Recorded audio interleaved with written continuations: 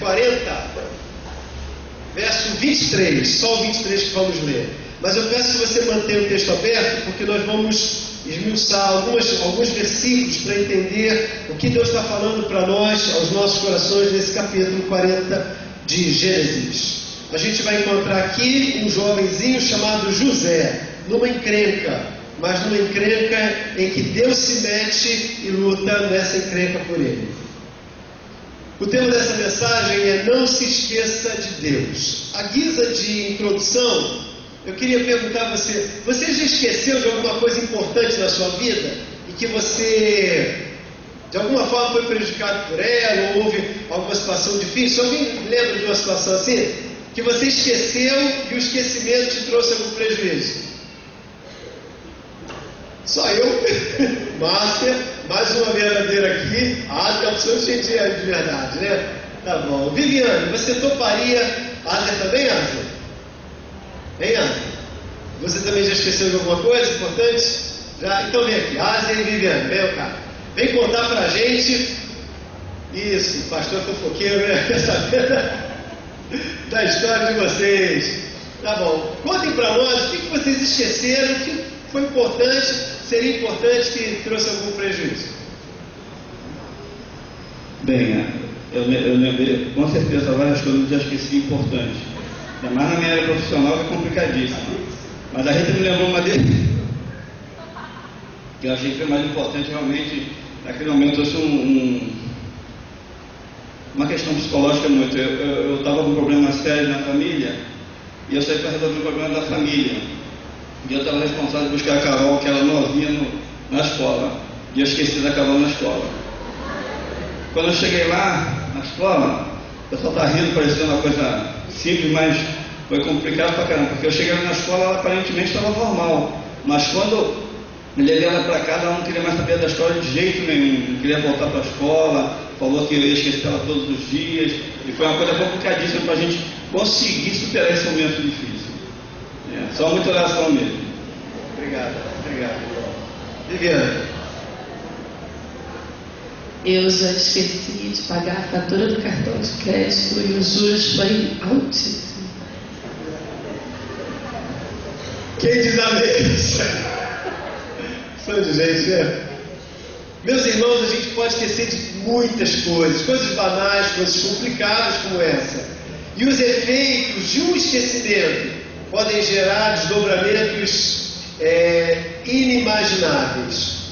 Nós vamos encontrar nesse texto que você vai ler agora um jovenzinho, citado aqui, José. A gente conhece bem a história, e vamos pegar agora um fecho da história de José, em que ele fora vendido como escravo, justamente, foi para a casa de Potifar. De Potifar ele foi muito abençoado, mas injustamente, novamente, ele é prejudicado, e por conta desse prejuízo, dessa mentira que acontece contra ele, que fazem contra ele, essa injustiça leva ele para o calabouço. Ele vai para a prisão, e lá na prisão de novo Deus o abençoa.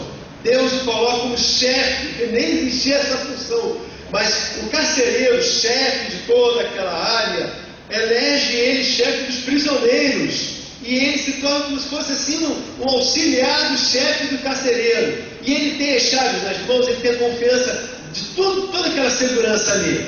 Ele encontra então um dia 2 funcionários de alta confiança do rei, o copeiro e o padeiro. Eles foram presos porque no mesmo dia cometeram algum delito, e o faraó ficou irado e mandou os prender, e aguardou que aguardasse a sentença.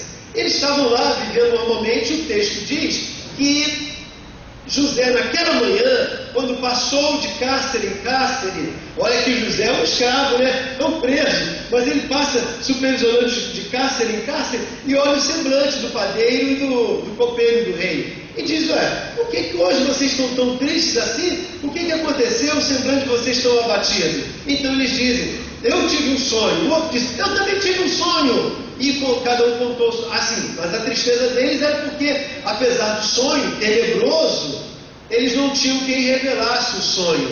Então José se levantará por Deus e revelará o sonho deles. O primeiro sonho, o do copeiro, diz que ele tinha sobre sua cabeça uma videira com 3 ramos. E ele não sabia o que significava aquilo, ele estava com o coração muito angustiado.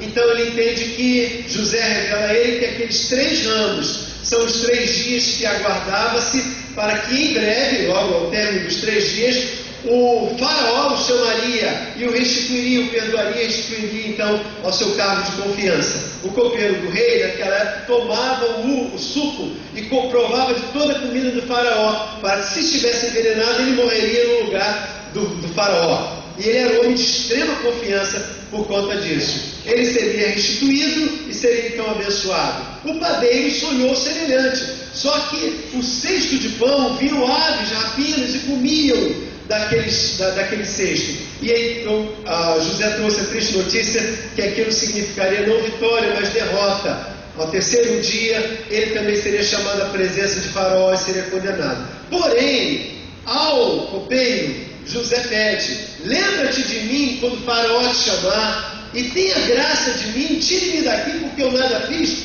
estou aqui injustamente. E é sobre isso que nós vamos ler apenas o versículo, capítulo 40, apenas o versículo 23.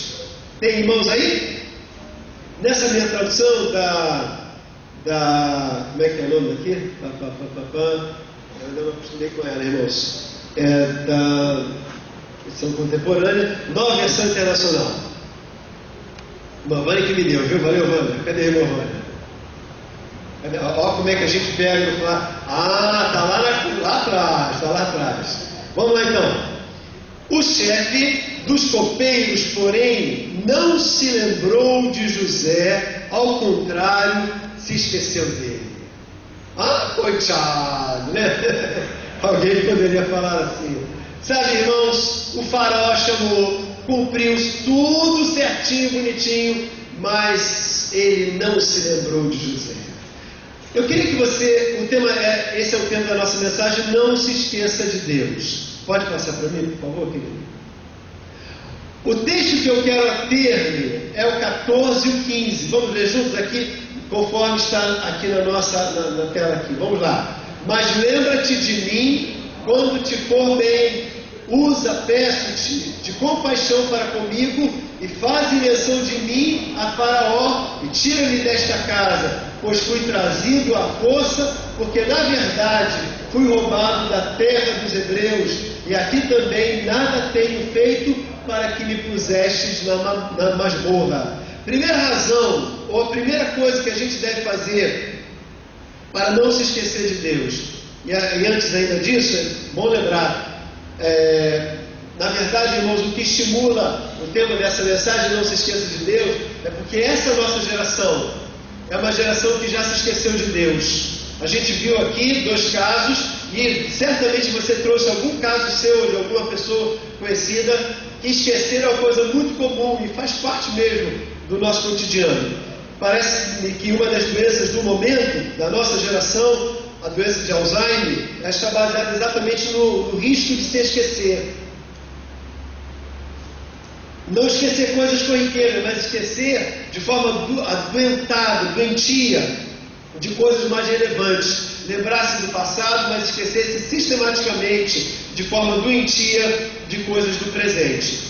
Por isso, então, o tema dessa mensagem: não se esqueça de Deus. Para você não se esquecer de Deus, será necessário, em primeiro lugar, que você não se esqueça dele quando tudo te for bem. Quando tudo te for bem. Pode passar, querido? Não te esqueças de Deus quando tudo te for bem. Uma das coisas mais comuns de nós lembrarmos quando tudo vai mal, a gente lembra de quem? De Deus. Ai, meu Deus, não é assim? A gente logo lembra de Deus. Mas, meus irmãos, difícil é nós nos lembrarmos quando tudo vai bem na nossa vida. José disse para aquele jovem, aquele copeiro: porém, lembra-te de mim quando tudo te for bem, quando o Faraó te chamar e tudo te for bem. José não tinha amizade com aquele copeiro, José não tinha laços familiares, não tinha nada de garantia que realmente se lembraria. Apenas uma coisa José tinha: José tinha feito um bem para aquele homem, e na expectativa de ser correspondido, José aguardou na esperança de ser lembrado. O 3º dia chegou, José viu a sua esperança subir, ouviu os alaridos, os barulhos de festa no palácio e identificou que aquele copeiro certamente tinha se cumprido na vida dele o prometido por Deus, revelado por Deus para aquele sonho. Consequentemente, José preveu que ele não morrera e agora espera. Eu imagino, irmãos, algumas horas, o faraó vai me chamar. Passam as horas, talvez um dia o faraó vai me chamar. Não veio. Passou 2, 3, 5 dias.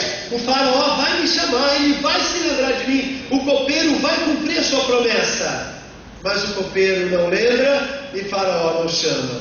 Por isso eu imagino que no coração de José nesse momento tem uma sensação de quê? De frustração. Puxa vida, eu fiz um bem para ele e ele se esqueceu de mim. Alguém já teve, fique tranquilo que eu não vou chamar aqui na frente não, né? Mas alguém já teve a sensação de frustração por fazer bem a alguém e aquela pessoa não corresponder? Eu já tive muitas vezes isso. Você já teve? Muita gente também. Então vem aqui, brincadeirinha. Não precisa ver não. Mas é uma sensação muito comum de nós, de fazermos o bem, esperarmos o bem e o bem não ser correspondido. Diante disso, naturalmente José tem uma frustração no coração. Agora guarda essa sensação de fazer o bem, esperar uma resposta e a resposta não vir. E você identifica em você que na sua experiência, essa experiência trouxe em você uma frustração. Guarde isso, irmão, porque esse é o sentimento que Deus tem quando Ele lhe faz um bem e você não lhe corresponde. Quando Deus me faz um bem e eu não correspondo, Ele espera um dia, Ele espera 2 dias, Ele espera 3 dias. Você prometeu e Ele espera, aguarda, mas nem sempre nós cumprimos o que prometemos. Eu tinha 8 anos de idade. Papai e mamãe nos deram a bênção de nos criar no bem bom. Nós nascemos no Leblon, eu e minhas 2 irmãs, tivemos uma vida relativamente boa, confortável na primeira fase da nossa infância. Papai entrou em crise financeira, de saúde, emocional, etc. A gente viu o abismo, irmãos. Da noite para o dia, meu pai não abriu o jogo com a minha mãe, não confessou que tinha perdido o emprego, que tinha entrado em falência, que perdera tudo, e fingindo, postergando, jogando lá nos cavalos, apostando no jogo do bicho, perdeu um pouco que tinha ainda na esperança de dar uma virada, uma guinada. Um belo dia, bate na porta da nossa casa, do nosso apartamento, um oficial de justiça, e diz que a gente não pode morar mais ali. Você imagina a minha mãe, cabeleireira, dando duro, com 3 crianças, minha avó, a sogra, no caso a sogra do meu pai, e o meu pai doente. Uma situação dificílima. Cada um ficou no cantinho. Puxa, Paulo, obrigado, tá? Senti falta hoje do Valdizinho, né? Eu acho que o Valdizinho não tem não, né? Mas, obrigado, irmão. Mas foi uma situação muito difícil, irmãos. Com 8 anos, cada um ficou numa casa. Eu fiquei na casa de uma tia que eu nem conhecia direito, lá em Realengo, e para uma criança de 8 anos era uma situação muito difícil. Eu lembro que a rua era escura, em Realengo, um muro baixinho, e toda terça-feira papai vinha me visitar, vinha me ver, trazer um chocolatezinho, dar um agrado, dar uma atenção para mim, né? Irmãos, ele chegava lá para as 9h30, 10 horas, vindo daqui e dali, fazendo 1000 esforços, mas eu 6 da tarde já estava tomando banho, sentado no murinho, olhando para o fim da rua, esperando meu pai.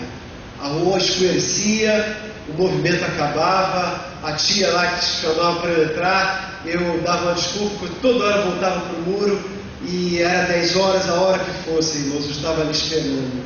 Mas quando o meu pai chegava lá no final da rua, irmãos, eu identificava de longe, corria com muita alegria. Meus irmãos, abraçar o meu pai era como que me agarrar na esperança.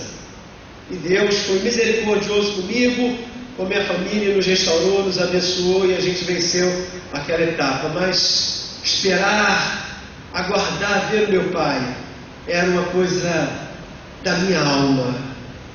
Para um filho era impossível esquecer que aquele seria o dia de terça-feira e aquele seria o meu encontro com meu pai. Eu estou dizendo isso, irmão, não é para comover ninguém, não é para sensibilizar ninguém, mas para tentar comunicar a sua emoção, que essa é a relação compreensível de um filho com o pai, de um pai com o filho. Há um elo, há uma liga, há uma amarra. Meus irmãos, quando eu chamo Ele de meu Pai, o Pai do céu, eu não estou como um católico sem religião, de boca para fora, não estou falando como um batista meramente religioso de boca para fora, mas eu tenho que chamá-lo como meu Pai, como aquele que eu espero ansiosamente, com fome da alma, de reencontrá-lo. Meus irmãos, e quantas vezes nós esquecemos dele? Principalmente quando tudo vai bem na nossa vida. Você tem emprego, não tem aquele emprego, mas tem um emprego, paga as contas, resolve os problemas, tudo bem. A coisa mais fácil é esquecer. E quando nós lembramos o que é a relação de um pai com o filho, nós entendemos qual deverá ser a intensidade da sua relação. Aquela criança sentada naquele muro, ela comia os ponteiros do relógio, para que com a ânsia da alma o seu pai chegasse e alcançasse rapidamente o percurso daquela rua e o abraçasse, o beijasse e matasse saudade, e cheirasse. E naturalmente quando esse pai vai embora, essa criança chora imensamente com a sua alma, mas ele tem esperança. Qual esperança? Que terça-feira vai voltar e eu vou tê-lo nos meus braços de novo. Meu irmão, é assim, é com essa fome que Deus quer que você espere por Ele. É com essa fome que, independente se tudo vai bem ou mal, Ele espera que você aguarde o momento em que você vai ler a palavra dEle, você vai dobrar o seu joelho, você vai conversar com Ele, você vai contar dEle, você vai conversar com Ele, você vai senti-lo, cheirá-lo, abraçá-lo e vivê-lo, amá-lo, senti-lo, se relacionar-se com Ele. Eclesiastes, mostra pra gente, por favor, irmão. O destaque está: mas lembra-te de mim quando tudo te for bem. José pediu. Agora vamos lembrar Eclesiastes, capítulo 12. Ele nos diz: os jovens, adolescentes e jovens vão ler, depois a congregação toda. Vamos lá. Lembra-te.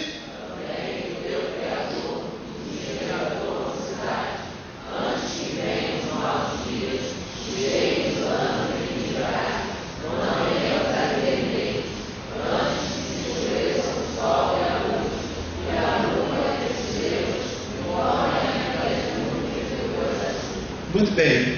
A igreja toda, só a primeira frase. Vamos juntos? Lembra-te também do teu Criador nos dias da tua mocidade.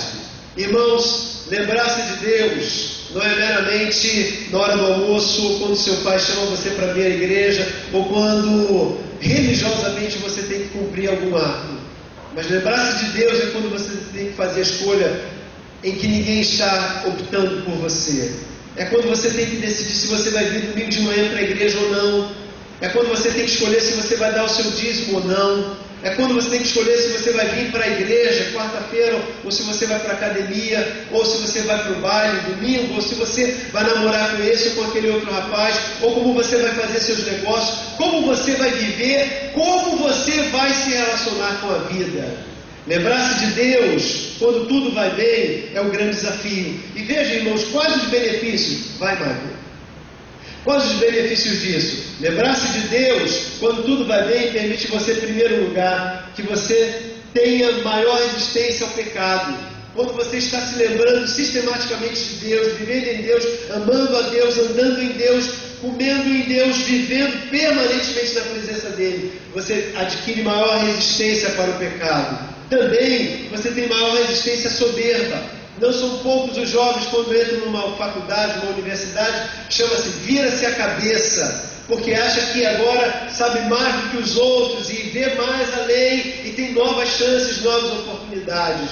Eu tive um líder na minha denominação, na nossa denominação, como meu professor, um ícone da minha geração.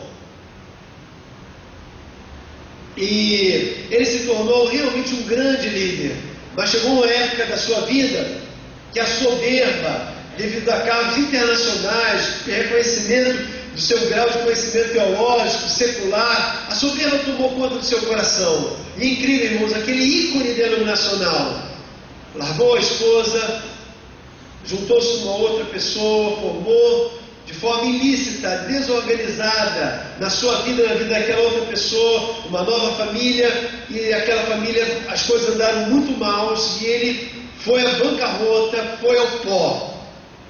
No fim da sua caminhada, ele se quebrantou, voltou restaurou sua comunhão com Deus, com seus familiares. Deus o trouxe de novo, e pouco tempo depois, Deus o chamou para a sua presença. Tudo por conta, irmãos, da soberba. A soberba é a confiança que tudo vai bem na sua vida, que tudo está normal na sua vida, e que tudo está sob controle na sua vida, quando na verdade você não tem controle nem de um tio, nem de uma vírgula, nem de um passo do seu viver. Por isso, irmãos, quando tudo vai bem, a melhor coisa é você lembrar-se de Deus. E em terceiro e último lugar, nessa citação, é importante você lembrar-se de Deus quando tudo vai bem na sua vida, porque você passa a ter maior dependência espiritual. A coisa mais comum de um crente, quando tudo vai bem, é ele relaxar na sua vida espiritual. Vou repetir, para fixar. A coisa mais comum na vida de um crente, quando tudo lhe vai bem, é ele relaxar na sua vida espiritual. Vamos imaginar uma luta de boxe, né? Somos dois pugilistas, estamos nós dois lutando. O pugilista, ele tem, os irmãos já sentiram a minha gira, né? O saco pra caramba do negócio, né? Mas ele tem uma posição básica. Com as luvas, ele protege o rosto, né? E com os seus braços, o baço, porque é um ponto fraco, e o seu abdômen também. E ele vai se defendendo, atacando, defendendo. Ó, irmãos, ó, ó, gente, né? Mas quando primeiro round, segundo round, e ele vai cansando, e os braços já não acompanham mais. Daqui a pouco, quando ele menos espera, os braços cansam. Porque ele relaxou, irmãos. Ele baixou a guarda, porque tudo ia bem. Ei, irmão, irmã, eu e você, tá tudo bem? Casa direitinho, seu carro, família, dá para pagar as contas. Então, os negócios, escola paga, tudo bem. Tudo bem. Cuidado, irmão, porque quando nós menos esperarmos, veremos que nem sempre estará bem. Só estará tudo bem, irmãos, quando nós não dependermos que tudo em volta esteja bem. Só estará tudo bem quando Deus for a fome da nossa alma. Só estará tudo bem, garantido e seguro, quando eu não depender que tudo esteja bem. José diz: quando tu subires a Faraó, lembra-te de mim, quando tu estiveres bem. Mas ele não se lembrou de José. Segundo lugar, esse texto me alerta, chama, grita a alma de cada um de nós, a minha e a sua, que a gente não deve se esquecer de Deus, e que para não se esquecer de Deus é necessário não só se lembrar dele quando tudo for bem, mas também é preciso que você faça sempre menção de Deus no mundo que te rodeia. Nunca deixe de citar daquele que te guarda, o guarda de Israel. Isso, faça sempre menção de Deus no mundo que te rodeia. Avança uma tela mais, uma imagem mais, Michael.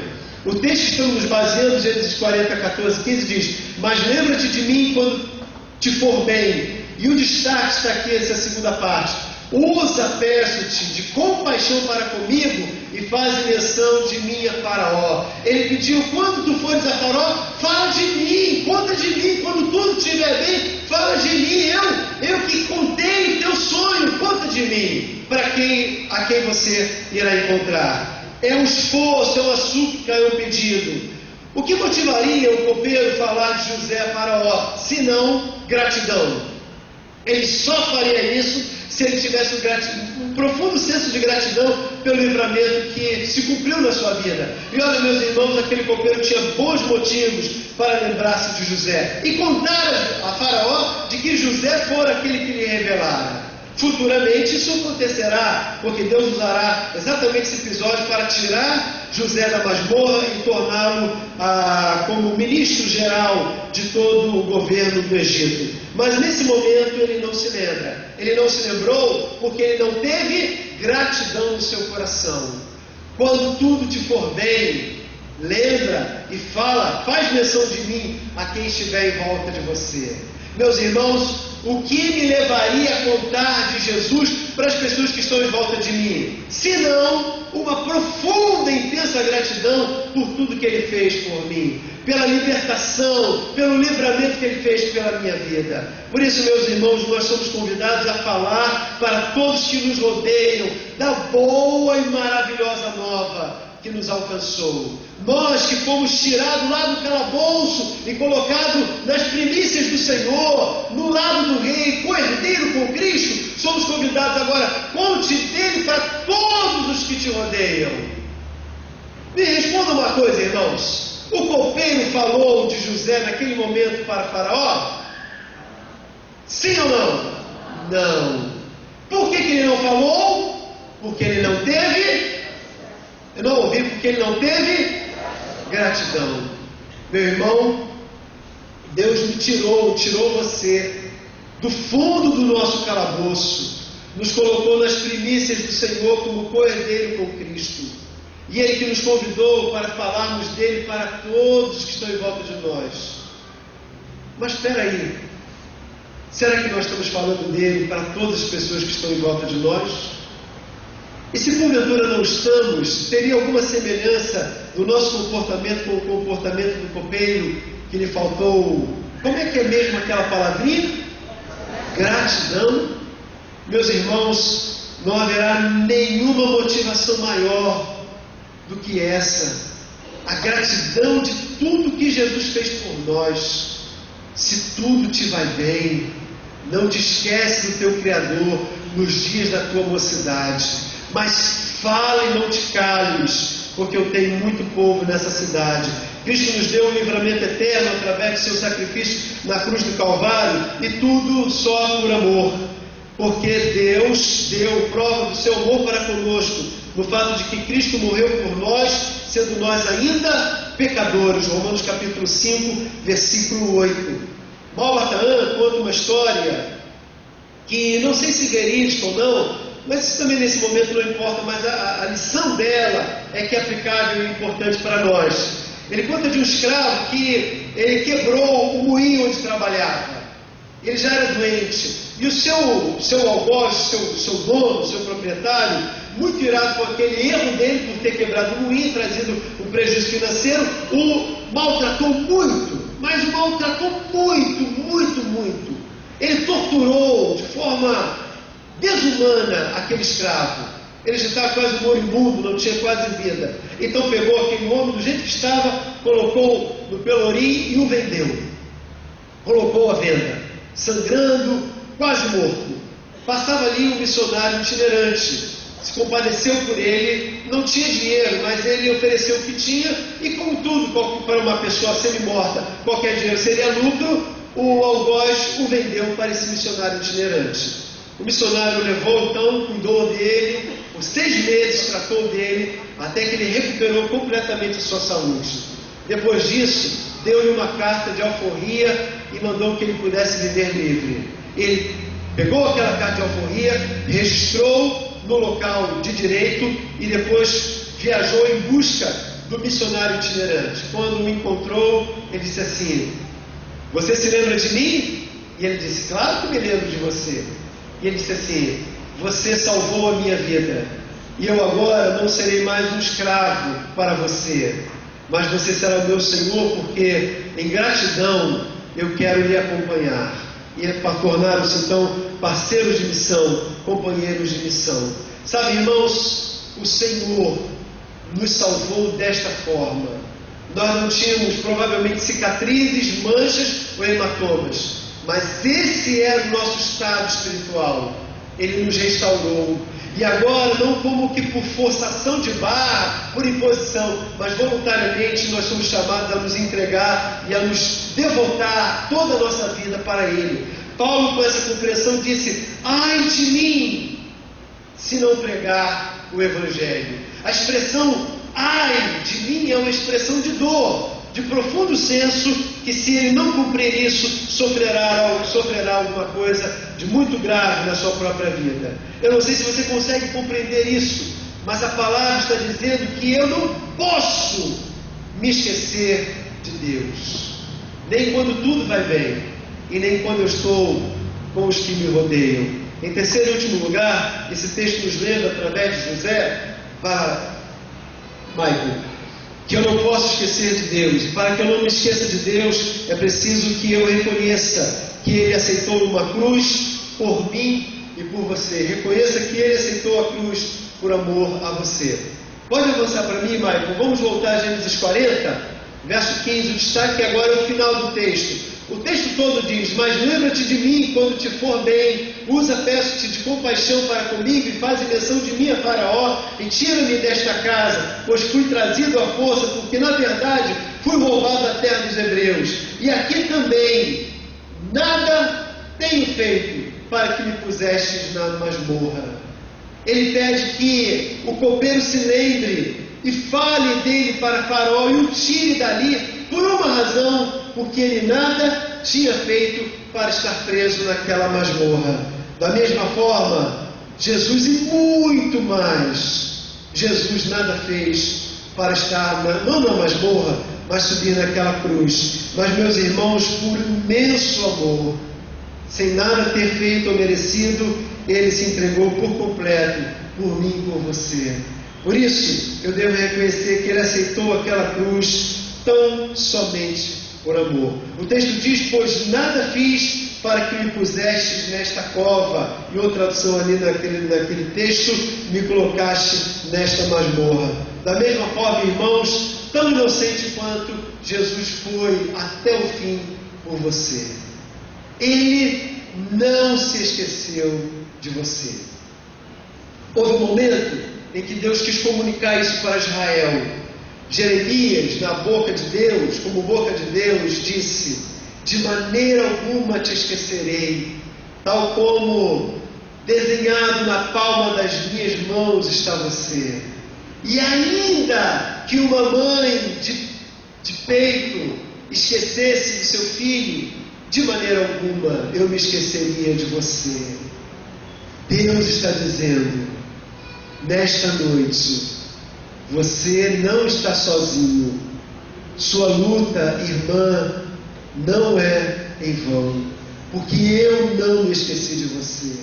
Jovem, eu não me esqueci de você. Porém, irmãos, nós precisamos responder. A nossa vida tem dito para Deus: que resposta, que resposta. Jovem, não se esqueça de Deus. Quando tudo te for bem, quando todos lhe cercarem, e quando você identificar que Ele morreu por você. Abaixe sua cabeça, ore ao Senhor, busque ao Senhor e responda isso agora ao Senhor. Senhor, em alguma área da minha vida eu tenho me esquecido de Ti, eu tenho Te ocultado, tenho feito menos-valia de Ti. Essa história, irmãos, termina no capítulo 41, quando José é restaurado. Ainda que o copeiro tivesse esquecido dele, Deus não se esqueceu dele e o trouxe de volta e o colocou como segundo homem, ministro de todo o império egípcio, porque Deus não se esqueceu dele, assim como Deus também não se esqueceu. E eu quero convidar que você reconheça isso. Identifique na sua vida, nesse instante, áreas difíceis. Vamos lá, aponte em sua mente setores que você não consegue vencer por si mesmo, pleitos que você não consegue desvendar ou driblá-los ou vencê-los. E veja que Deus, nessas áreas da sua vida, Ele também tem agido e atuado. Ele está aqui, irmão, porque Ele não se esqueceu de você. E Ele te chama que você se lembre dEle também. E o convide para ser Senhor nessas áreas, para ser o controlador, que tem o domínio. Porque mesmo que na masmorra, Se você estiver no centro da vontade dele, tudo te irá bem.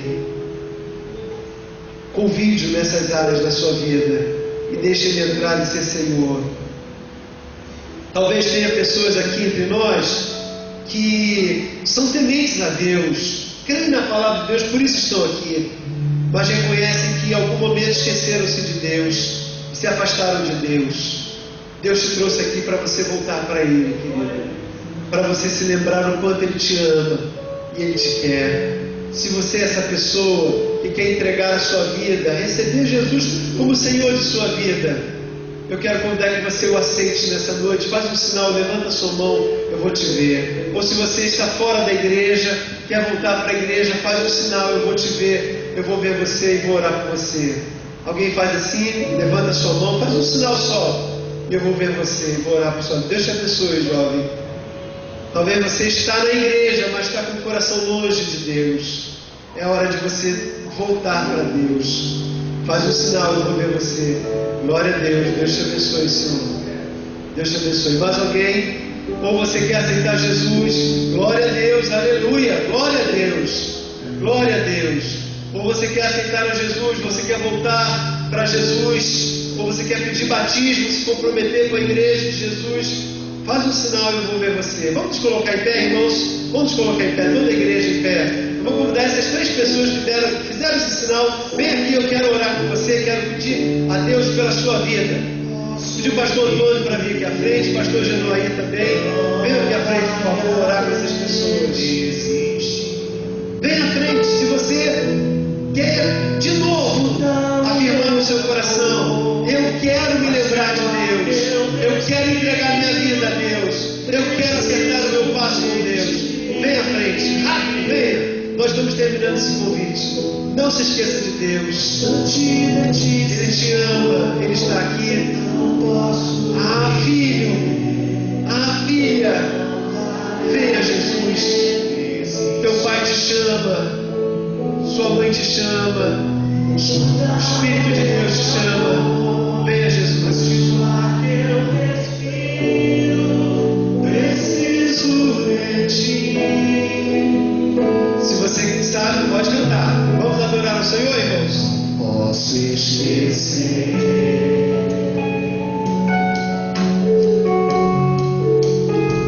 o que fizeste por mim. Qual é o céu? Sonhe o seu coração agora. E naquela área em que você esqueceu de Deus, se lembre dele de novo. E com o Espírito de Deus vai dando permissão para que ele de novo trabalhe no seu coração. E faça a obra dele. E complete a obra dele na sua vida.